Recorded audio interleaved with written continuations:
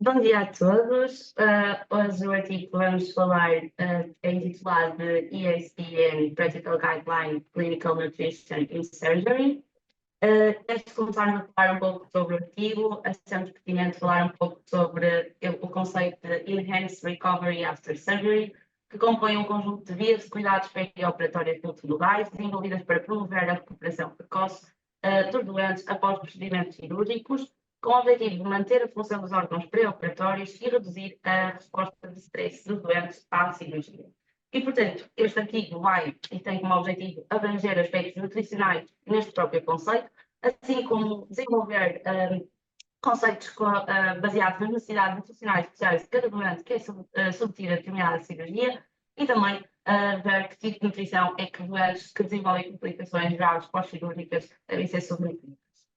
A abordagem do doente necessita de cuidados metabólicos e nutricionais com desafio multidisciplinar e com o objetivo de reduzir as taxas de complicação no pós-operatório e redução também do tempo de internamento hospitalar, podem ser iniciadas práticas de pré-evitação que visam reduzir o risco metabólico, sendo assim uma abordagem trimodal do doente, com componentes nutricionais, componentes físicas e também componentes psicológicas. Quanto às questões básicas, nomeadamente sobre se o jejum pré-operatório é necessário num doente cirúrgico, as recomendações dizem que, atualmente, se o doente não tiver risco específico de aspiração, este deve ingerir líquidos claros até 2 horas antes da anestesia, enquanto que os sólidos devem ser apenas permitidos até 6 horas antes da anestesia. Isso porque os líquidos claros acabam por ser esvaziados pelo estômago muito mais rapidamente do que em comparação com os sólidos, e sabemos que hoje em dia evitar o jejum durante longos períodos de tempo acaba por minimizar a sintomatologia pós-operatória do doente, como a polidipsia e as cefaleias. No entanto, existem algumas exceções, nomeadamente nos doentes de alto risco, os doentes submetidos a cirurgias de emergência e doentes também com atraso no esvaziamento gástrico ou no refluxo gastroesofágico. A necessidade e a pertinência de utilização de hidratos de carbono na preparação metabólica pré-operatória, hoje sabe-se que deve ser utilizado o tratamento pré-operatório oral com hidratos de carbono com o objetivo de reduzir a ansiedade, a resistência à insulina e também o tempo de internamento dos doentes que forem submetidos a cirurgias majores. Sobre a necessidade da introdução da ingestão nutricional oral no pós-operatório, se é necessário ou não, atualmente sabe-se que a ingestão nutricional oral deve ser continuada após a cirurgia sem nenhuma interrupção, sendo que esta ingestão nutricional deverá ser adaptada consoante a tolerância individual e o tipo de cirurgia realizada por cada um dos doentes, tendo sempre especial atenção a doentes específicos como doentes idosos. Sabe-se também que a ingestão de nutrientes via oral, nomeadamente os líquidos claros, deve ser iniciada poucas horas após a cirurgia na maioria dos doentes. Quanto às indicações para a terapia nutricional, nomeadamente sobre quando é que deverá ser realizada uma avaliação nutricional e terapia de suporte a doentes cirúrgicos, sabe-se que a avaliação do doente ao nível nutricional deverá ser realizada antes e após uma cirurgia major. Isto porque qualquer doente que acaba por estar internado nos cuidados de saúde por causa de cirurgias, nomeadamente cirurgias oncológicas, apresentam a sua nutrição como um fator de risco independente para o aumento das complicações, um aumento da mortalidade e também do tempo de internamento e dos próprios custos. Para além disso, doentes que apresentem desnutrição com risco nutricional, ou seja, doentes que não podem comer durante mais do que 5 dias ou doentes que não consigam manter mais de 50% da ingestão recomendada durante mais do que 7 dias, esta avaliação e a terapia de suporte está também indicada. Neste caso, a via endémica deverá ser sempre a preferida, excetuando na obstrução intestinal ou no íleos, no choque grave, na isquemia intestinal, na fístula de altérito ou então da hemorragia intestinal grave. Para além disso, nos doentes em estado crítico, as diretrizes recomendam o início também muito precoce da nutrição entérica. Quando as necessidades energéticas e nutricionais não podem ser satisfeitas pela ingestão oral e pela via entérica, então está recomendada a utilização de uma combinação de nutrição entérica e via parentérica. Sendo que a nutrição parentérica, quando indicada, deverá ser logo administrada e logo iniciada. Existem diversos estudos que demonstram que a nutrição entérica acaba por ser mais benéfica em comparação com a nutrição parentérica, no que toca às complicações infecciosas e no tempo de internamento. No entanto, a nutrição parentérica poderá também ser benéfica, nomeadamente em doentes subnutridos em que a via entérica não é viável, ou quando não é tolerada, em caso de complicações pós-operatórias, função gastrointestinal, ou então em doentes que não possam absorver quantidades adequadas de alimentação por via entérica. Para a administração da via na nutrição parentérica deverá ser utilizado apenas um único preparado e mesmo próximo.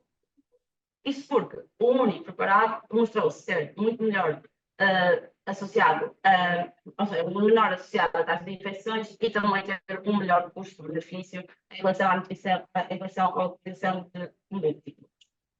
Recomenda-se ainda a adoção de procedimentos operacionais normalizados do suporte nutricional de modo a garantir uma terapia eficaz, sendo que os procedimentos operacionais normalizados correspondem a instruções escritas sobre um determinado procedimento, contendo as instruções passo a passo para guiar todos os profissionais na realização de um único procedimento. Existe alguma indicação para suplementar com glutamina? A nutrição parentérica de glutamina pode ser considerada em doentes que não podem ser alimentados adequadamente por via entérica. Apesar desta conclusão, a extensão com que a administração parentérica de glutamina, em combinação com a nutrição entérica, pode ter um efeito positivo, ainda não está bem esclarecida por inconsistência e falta de dados disponíveis. Existe indicação para suplementação de ácidos gordos ômega 3 intravenosamente? A nutrição parentérica pós-operatória de ácidos gordos ômega 3 deve ser considerada apenas em doentes que não podem ser adequadamente alimentados por via entérica e que, por essa razão, necessitam de nutrição parentérica. Foram evidenciadas vantagens de suplementar parentericamente com ácidos gordos ômega 3 em relação à taxa de infecção pós-operatória e também ao tempo de permanência hospitalar. Existe alguma fórmula oral enriquecida com imunonutrientes, ou seja, existe indicação para usar esta fórmula. A administração peri ou pós-operatória de uma fórmula específica enriquecida com arginina, ácidos gordos, ômega 3 e ribonucleótidos deve ser feita em doentes desnutridos submetidos a cirurgia oncológica meija. Atualmente não há evidências suficientes para o uso exclusivo dessas formas enriquecidas versus os suplementos nutricionais orais padrão no período pré-operatório.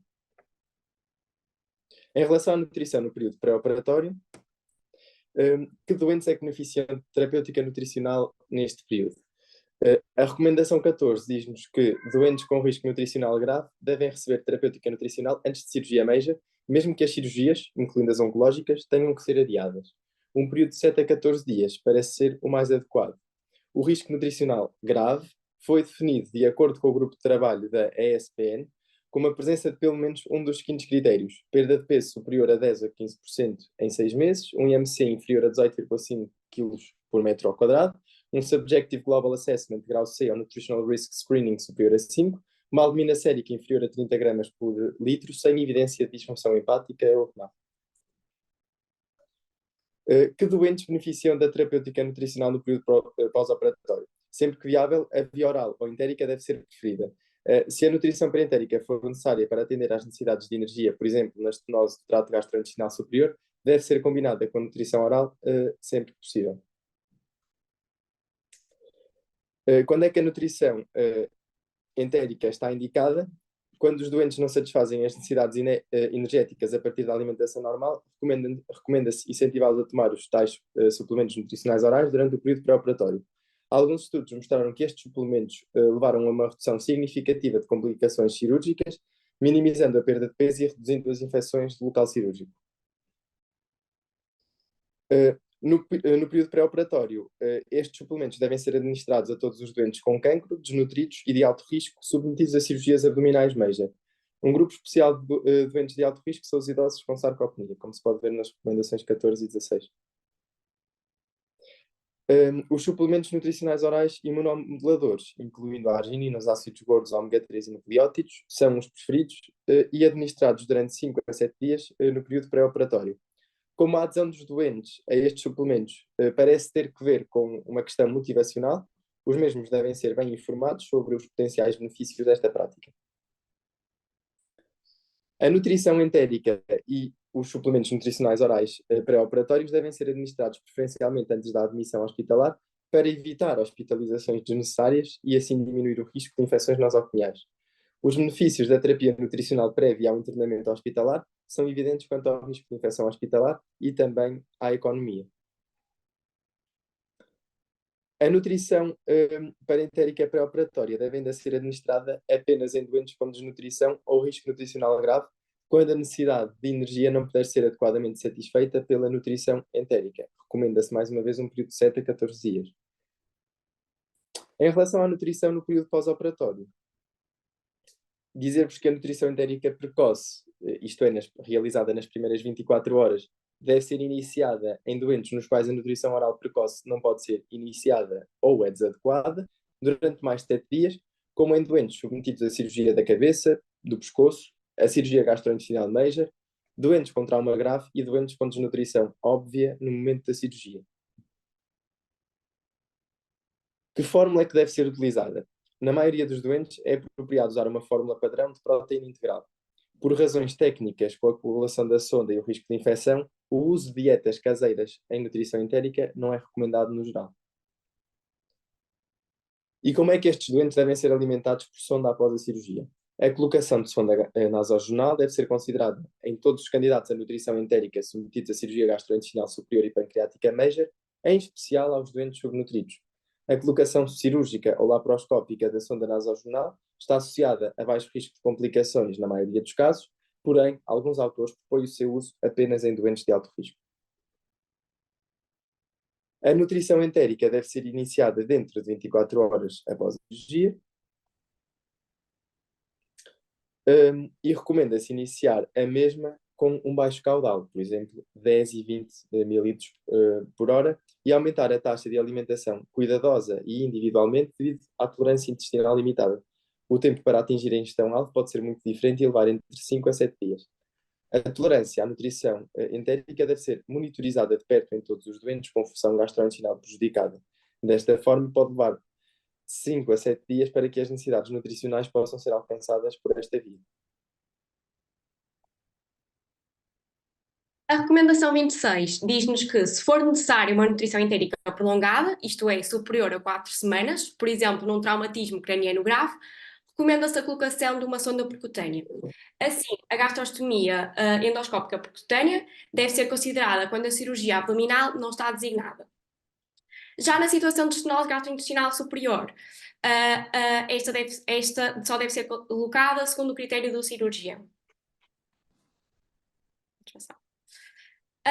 Para responder à questão que doentes beneficiarão da nutrição entérica após a alta hospitalar, recomenda-se a reavaliação regular do estado nutricional durante a permanência no hospital e, se necessário, a continuação da terapia de suporte nutricional, incluindo o aconselhamento dietético qualificado após a alta, para os doentes que receberam terapia de suporte nutricional no perioperatório e que ainda não cobrem adequadamente as suas necessidades energéticas por via oral, como, por exemplo, doentes que desenvolvem complicações no pós-operatório, após cirurgia gastrointestinal major ou doentes idosos com fraturas. Passando agora para o âmbito do transplante de órgãos. Quando é que a nutrição entérica é necessária? Antes do transplante de órgãos sólidos. A desnutrição é efetivamente um fator importante que influencia o resultado após o transplante, pelo que se recomenda a monitorização do estado nutricional.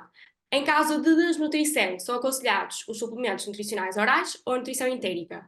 Por exemplo, no transplante de fígado, o balanço energético negativo é altamente prevalente entre os doentes em lista de espera e está relacionado com a gravidade da doença hepática.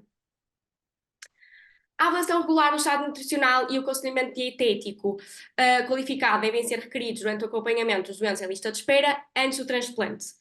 De facto, a obesidade continua a ser um fator de risco metabólico significativo para o resultado dos transplantes de órgãos, pelo que a monitorização e o tratamento nutricional também devem incluir tanto a obesidade como o síndrome metabólico, a fim de promover a perda ponderal e a minimização do risco.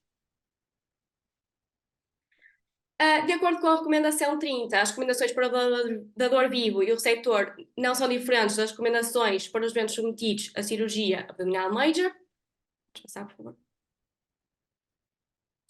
E quando é que a terapia nutricional é indicada após o transplante de órgãos sólidos? Após o transplante de coração, pulmão, fígado, pâncreas e rim, recomenda-se a ingestão precoce de alimentos normais ou nutrição entérica dentro de 24 horas. E, caso esta não seja suficiente, deve ser combinada com a nutrição parentérica. Em comparação com a fórmula padrão de nutrição entérica mais a descontaminação seletiva do tubo digestivo, o recurso a uma fórmula rica em fibras solúveis com bactérias probióticas demonstrou reduzir significativamente a taxa de infecções. Após o transplante de fígado, durante as primeiras 48 horas, a ingestão calórica inferior a 18 kcal por quilograma por dia pode ser benéfica para a função precoce do enxerto. De acordo com a recomendação 32, mesmo após o transplante de intestino delgado, a nutrição entérica pode ser iniciada precocemente, mas deve ser aumentada com muito cuidado durante a primeira semana. Os micronutrientes e os minerais devem ser monitorizados e suplementados, com especial atenção para os doentes que são alimentados por sonda jejunal. Por fim, a recomendação 33 diz-nos que, se necessário, a nutrição entérica e parentérica devem ser combinadas. A nutrição nutricional a longo prazo e o aconselhamento dietético qualificado são recomendados para todos os transplantes. Após o transplante hepático, foram relatados benefícios com a administração de emulsões lipídicas de triglicerídeos de cadeia média longa, em comparação com emulsões de triglicerídeos de cadeia longa, com uma regeneração mais favorável da função do sistema reticular endotelial. Quando comparado com o tratamento de rotina, incluindo uma dieta oral ou parentérica adicional com emulsão de 20% de triglicerídeos cadeia média longa, a utilização de uma emulsão lipídica de óleo de peixe ômega 3 durante 7 dias após o transplante hepático mostrou benefícios significativos. O último caso especial a abordar é a cirurgia bariátrica. A ingestão oral precoce pode ser recomendada após a cirurgia bariátrica. No que toca à avaliação pré-operatória, esta deve incluir o rastreio da desnutrição e da deficiência de vitaminas e oligoelementos, e após este tipo de cirurgia não existem diferenças na gestão quando comparada com quaisquer outros procedimentos cirúrgicos gastrointestinais superiores. A nutrição parentérica não é necessária na cirurgia bariátrica sem complicações, embora a nutrição hipocalórica faça parte da estratégia de tratamento nestes casos. Nestes doentes, normalmente o trato gastrointestinal está a funcionar e nunca nos devemos esquecer das complicações associadas ao catéter. No caso de uma complicação grave com a relaparotomia, pode ser considerada a utilização de uma sonda nasovaginal ou de gerostomia sobre a técnica agulha-catéter. Vamos passar. Por fim, a recomendação 37 e última recomendação, que aqui vos apresentamos, diz-nos que as recomendações adicionais não são diferentes das recomendações para os doentes submetidos à cirurgia abdominal major. Assim, em jeito de conclusão desta apresentação, gostaria de salientar uma vez mais o papel crucial que a nutrição clínica tem na gestão pré-operatória, nomeadamente aqueles pontos que aqui abordamos, a importância do início precoce da nutrição entérica após uma cirurgia, da avaliação e do suporte nutricional em doentes desnutridos, da administração de suplementos nutricionais específicos e ainda da combinação da nutrição entérica com a parentérica, quando assim é necessário. Destacamos também a relevância da monitorização e do aconselhamento nutricional no pós-operatório e, deste modo, concluímos que a implementação de protocolos de suporte nutricional eficazes poderá contribuir significativamente não só para, por um lado, reduzir as complicações no pós-operatório, mas também para contribuir para a melhoria dos resultados clínicos. Esta foi a nossa apresentação. Obrigado pela vossa atenção.